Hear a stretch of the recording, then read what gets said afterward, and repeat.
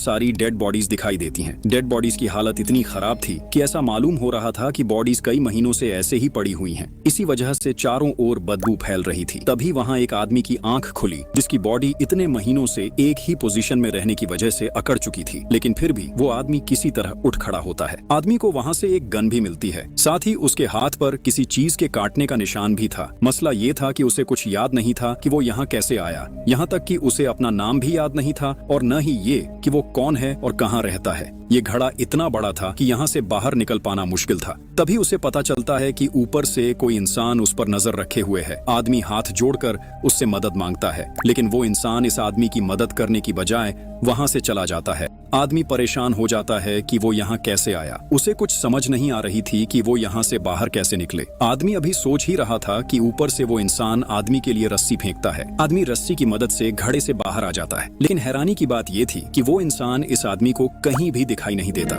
हर तरफ dead bodies ही पड़ी हुई थी। आगे बढ़ते हुए आदमी को एक घर दिखाई देता है। जैसे ही वो उसके अंदर गया, वहाँ कुछ लोग थे, जिनमें से लूकस नाम का आदमी घड़े से बाहर आए हुए आदमी पर गन पॉइंट कर लेता है। आदमी भी अपने आप को बचाने के लिए लूकस पर गन पॉइंट कर लेता है। लूकस आदमी से पूछता है, तुम कौन हो? आदमी जवाब देता है, मुझे कुछ याद नहीं, मेरी आंख खुली तो मैं बड़े से घड़े में डेड बॉडीज के बीच पड़ा हुआ था। वो घड़ा किसी ओपन ग्रेव की तरह लग रहा था, जहाँ चारों तरफ लाशें ही लाशें पड़ी हुई थीं। लूकस और बाकी सभी को लगता है कि सब लोगों को इस आदमी ने ही मारा है, लेकिन आदमी को लग रहा था कि इस सब के पीछे इन सभी का हाथ है। अभी ये लोग बात कर ही रहे थे, तभी इन्हें एक आदमी के तड़पने की आवाज सुनाई देती है। वो आदमी दर्द की वजह से चिल्ला रहा था। जब उसे होश आया तो उसे भी पिछला कुछ याद नहीं था। ये सभी लोग अब परेशान होकर बैठे ही थे। तभी हमें वो लड़की भी दिखाई देती है जिसने उस आदमी को घड़े से बाहर निकाला था। ये लड़की बोल नहीं सकती, लेकिन उसे देखकर ऐसा लग रहा है कि वो इस सारे मामले के बारे में कुछ न कुछ जानती है। इन सभी के पास मोबाइल फोन नहीं थे, न ही वहाँ किसी तरह की कोई फैसिलिटी थी जिससे इन्हें पता चल सके कि यहाँ क्या हुआ है। जब इन लोगों ने अपनी अपनी पॉकेट्स चेक की तो कुछ लोगों को अपनी पॉकेट से अपनी आईडीज मिल जाती हैं, जिनसे उन्हें अपने नाम पता चलते हैं। लेकिन घड़े से आए हुए आदमी के पास आईडी तक नहीं थी। वहाँ गूंगी लड़की कुछ लिखकर इन सभी को समझाने की कोशिश कर रही थी, लेकिन मसला ये था कि उस लड़की की लैंग्वेज इन सभी की लैंग्वेज से बिल्कुल अलग थी। इसीलिए किसी को समझ नहीं आ रहा था कि लड़की इन्हें क्या बताने की कोशिश कर रही है। अब इन सभी के बीच दोबारा से बहस शुरू हो जाती है, लेकिन वहाँ एक लड़की इन्हें समझाती है कि देखो, ये लड़ाई झगड़े का वक्त नहीं है, हमें मिलकर पता लगाना चाहिए कि आखिर यहाँ हुआ क्या है। अब ये लोग जिस घर में थे उसे एक्सप्लोर करने लगते हैं। तभी इन्हें पता चलता है कि इस घर में हर तरह की फैसिलिटी मौजूद है। यहाँ बहुत सारी जरूरत की चीजें जैसे खाना, पानी, कपड़े वगैरह सब कुछ था। यहाँ बहुत सारी गन्स भी पड़ी हुई थी, जिन्हें मिकाल नाम का आदमी अच्छे से चलाना जानता था। इसका मतलब ये है कि मिकाल पुलिस ऑफिसर भी हो सकता है। यहाँ हमें इस बात का पता चलता है कि भले ही इन लोगों को अपना अतीत याद नहीं, लेकिन ये सभी लोग अपने सबकॉन्शियस माइंड से वहाँ वही सब कुछ कर सकते थे जो ये लोग अपने अतीत में किया करते थे। तभी इन्हें वहाँ एक कैलेंडर दिखाई देता है जिस पर 18 तारीख सर्कल की हुई थी, यानी 18 तारीख को कुछ स्पेशल होने वाला है। आज 17 तारीख थी, इसलिए सभी लोग जानना चाहते हैं कि 18 को क्या होगा। तभी घड़े से निकले हुए आदमी को कुछ विजन्स आने लगते हैं, जिनमें वो एक लड़की को घसीटकर घड़े के अंदर ले जा रहा था। आदमी को चक्कर आ रहे थे, लेकिन बाकी सभी लोग उसे संभाल लेते हैं। अब ये लोग घर से बाहर आते हैं तो बाहर भी बहुत सारी डेड बॉडीज थीं, जिन्हें दरख्तों के साथ बांधा गया था। आसमान बिल्कुल साफ था, इतना साफ कि देखने में काफी अजीब लग रहा था। जंगल में आगे बढ़ते हुए इन्हें एक कैबिन दिखाई देता है। वहाँ गूंगी लड़की एक बूढ़ी लेडी को खाना खिला रही थी। इन लोगों के वहाँ आते ही लेडी इन्हें बुरा भला कहने लगी। वो ऊंची आवाज में चिल्लाने लगी। खतरे का अंदाजा लगाकर मिकाल ने लेडी के सिर पर गन की पीछे वाली साइड से मारा और उसे बेहोश कर दिया।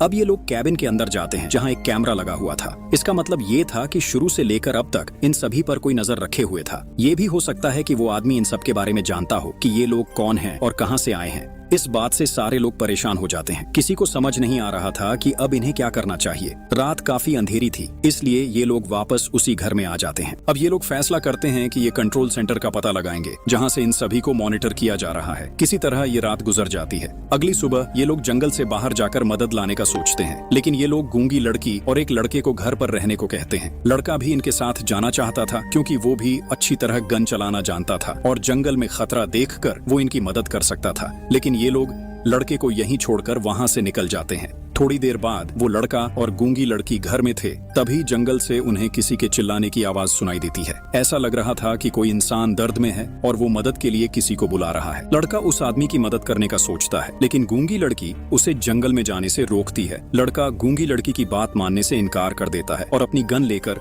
जंगल में चल पड़ता है। आगे जाने पर उसे एक आदमी दिखाई देता है। वो आदमी फेंसेस में झुकड़ा हुआ था। लड़का उस आदमी की मदद के लिए पास जाता है, लेकिन आदमी मदद न लेकर लड़के को फेंसेस से घायल कर देता है। दूसरी तरफ जंगल गए ग्रुप को वहां 2 गाड़ियां दिखती हैं। गाड़ियां पूरी तरह कवर की गई थीं। जब ये लोग गाड़ियां स्टार्ट करने की कोशिश करते हैं, तब पता चलता है कि उनकी बैटरीज खत्म हो चुकी थीं। वहां से इन्हें एक ग्रुप पिक्चर भी मिलती है। हैरानी की बात ये थी कि ये पिक्चर इन्हीं लोगों की थी, लेकिन घड़े से बाहर आया हुआ आदमी उस ग्रुप में नहीं था। ये देखकर सभी को शक हो जाता है कि शायद उसी की वजह से ये सब कुछ हुआ होगा। लेकिन आदमी कहता है, हो सकता है ये पिक्चर बनाई ही मैंने हो, इसीलिए मैं इसमें नजर नहीं आ रहा। अभी ये लोग बातें कर ही रहे थे, तभी वहां गूंगी लड़की आ जाती है। लड़की बहुत घबराई हुई लग रही थी। वो इन्हें उसी जगह ले जाती है जहां उनके साथी को उस आदमी ने फेंसेस से जख्मी किया था। जब ये वहां पहुंचे, उनके साथी की हालत बहुत खराब थी। वो बस अपनी आखिरी सांसें गिन रहा था। बुरी बात ये थी कि इनके वहां पहुंचते ही वो मर जाता है, लेकिन जिस आदमी ने उसे जख्मी किया था वो अभी भी चिल्ला रहा था।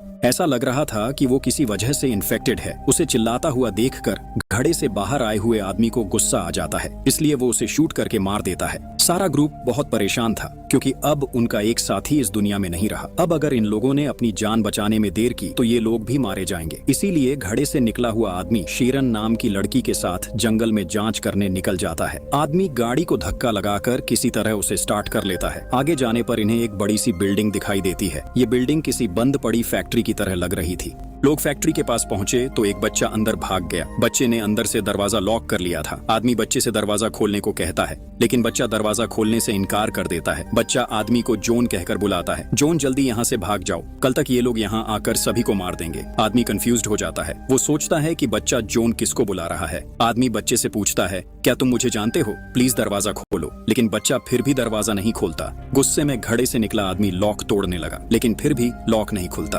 गन की आवाज से शेरन के सिर में तेज दर्द शुरू होता है। तभी इन दोनों को अजीब सी फीलिंग्स आने लगती हैं। उन्हें ऐसा लग रहा था कि ये एक दूसरे को जानते हैं और इनका आपस में कोई गहरा ताल्लुक था। अब तक बाकी ग्रुप मेंबर्स घर पहुंच चुके थे। अब तक लूकस की हालत खराब होती जा रही थी। उसका सिर दर्द से फटता सा महसूस हो रहा था और उसे बार बार गुस्सा भी आ रहा था। नेथॉन और गूंगी लड़की किसी तरह लूकस को संभालते हैं। वे उसे सोफे पर सुला देते हैं। नेथॉन को लग रहा था कि लूकस का व्यवहार बदल रहा था। वो उस लेडी की तरह हो रहा था जिसे कल रात गूंगी लड़की खाना खिला रही थी। अब नेथॉन हाथ के इशारे से गूंगी लड़की से पूछता है। गूंगी लड़की नेथॉन के इशारे समझ जाती है और उसे उस कैबिन में ले जाती है जहाँ वो लेडी रहती थी। लेकिन अब तक वो लेडी वहाँ से भाग चुकी थी। नेथॉन गूंगी लड़की को वहीं